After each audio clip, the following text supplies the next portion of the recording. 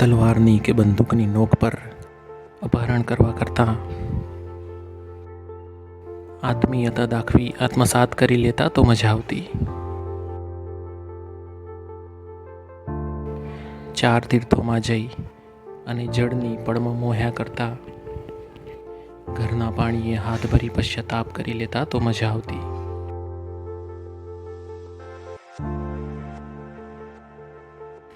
સમય કાઢો કે મળે ને વાત થાય એક ક્ષણની રાહ જોવા કરતા બધા દ્વેષ કે બંધન મૂકી મુલાકાત કરી લેતા તો મજા આવતી. મન માનેલું સત્ય કે મિથ્યાના સમીકરણો સર્જ્યા કરતા શૂન્ય મૌન બાજુ મૂકી એક ફરિયાદ કરી લેતા તો મજા આવતી. આ કપરા સંજોગો સામે આત્મમુગ્ધતાનો રૂવાબ રાખ્યા કરતા જીદ છોડી આ સમય સાથે વાટાઘાટ કરી લેતા તો મજા આવતી.